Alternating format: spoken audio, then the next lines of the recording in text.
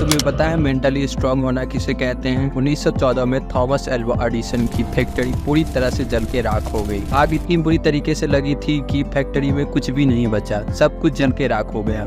Thomas Alva Edison को पूरे 23 billion का नुकसान हुआ और एक प्रोटोटाइप जिस पर वह सालों से काम कर रहे थे वो भी पूरी तरह से जल के खत्म हो गया। इस पूरी सिचुएशन को जानने के बाद थॉमस एल्वा एडिसन ने जिस तरह से रिएक्ट किया उसे कहते हैं मेंटली टॉर्चनेस। सबको टॉर्चनेस का मतलब पता है? अगर नहीं पता है तो मैं यह भी बता देता हूँ। टॉर्चनेस का मतलब बेरहमी होता है। थॉमस एल्वा एडिसन ने इस पूरी घटना को जानने के बाद बड़ी ही बेरहमी से कहा, थैंक गॉड सब कुछ जल के राख हो गया। 14 सालों से मैं जितनी भी गलतियां कर रहा था वो सारी जल के खत्म हो गई। अब नया और बेहतर शुरुआत कर पाऊंगा। मेंटली स्ट्रांग लोगों की एक खास बात होती है कि वह अपने आप को बुरी से बुरी सिचुएशन में भी अपने आप को संभाल सकते हैं और डिसीजन ले सकते हैं और उन सिचुएशन में भी वह अच्छे से सर्वाइव कर सकते हैं। यह उनकी खासियत होती है। इस वीडियो को देखकर अगर आप कुछ सीखते और समझते हैं तो मुझे अच्छा लगेगा। और यह वीडियो थोड़ी बोरिंग होने वाली है, इसीलिए वीडियो में अगर आप चाहते हैं कि आपको कुछ वैल्यू मिले तो आप इस वीडियो में बने रहिए, वरना आप स्किप करके जा सकते हैं। चील एकमात्र ऐसा पक्षी होता है जो कि 70 साल तक जीता है, पर उसको 70 साल तक जीने के लिए एक बहुत ही बड़ा फैसला लेना पड़ता है और बहुत ही दर्द भरे रास्ते से गुजरना पड़ता है। चील की फैसले लेने की समय तब आती है जब वह 40 साल का हो जाता है। 40 साल का हो जाने के बाद 40 साल हो जाने के बाद चील की नोकीली और तीखी सी चोंच इतना मुड़ जाती है कि उससे उसे शिकार करना बहुत ही मुश्किल हो जाता है और उसके पंजे भी इस लायक नहीं रहते कि वह झपट के किसी को पकड़ सके और उसकी पंख भी इतनी मोटी हो जाती है कि उसे उड़ान भरने में उसे दिक्कत होती है।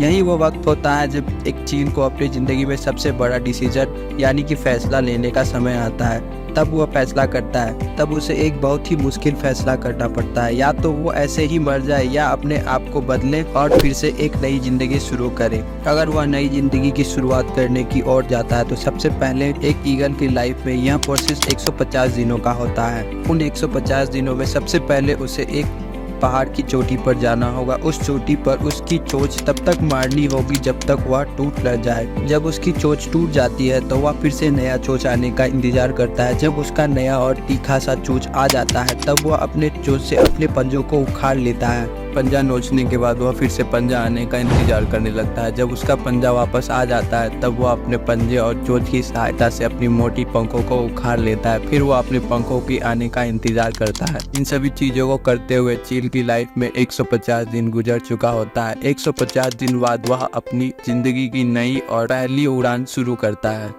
इस नए उड़ान के बाद किया गया 150 दिन का यह कठिन परिश्रम, उसके बाद वह एकदम वेल फिट एंड मजबूत हो जाएगा। उसके बाद वह बचे हुए 30 साल बहुत ही मजे और आराम से गुजार सकता है। इस बात से कोई इनकार नहीं कर सकता कि जब बारिश आती है तो सारी चिड़िया अपने रुकने का ठिकाना ढूंढती है और चील मात्र एक ऐसा पक्षी है जो बादलों के ऊपर उड़ने का औकात रखता है। मेंटली स्ट्रांग लोग कठिन से कठिन समय में भी सर्वाइव करते हैं और डिसीजन लेते हैं। उन लोगों की मेंटेलिटी होती है कि वह किसी भी समय अपने आप को संभाल सकते हैं। उदाहरण के लिए आप मान लीजिए 2 दोस्त था। एक दोस्त मेंटली स्ट्रांग था और एक वीक था। एक का घर जल गया, जो मेंटली वीक था उसका घर जल गया। घर जलने के बाद सारे आसपास के लोग आते हैं और कहते हैं भाई इसका तो सब कुछ जल गया, अब ये कैसे रहेगा, क्या करेगा, कहाँ जाएगा, क्या खाएगा और अपने आप को कैसे संभालेगा। सभी लोगों ने इसी प्रकार की बात करना शुरू कर दिया। उसके बाद एंट्री होता है उसका मेंटली स्ट्रांग फ्रेंड का, जो कि आकर के उससे अपने दोस्त से पूछता है भाई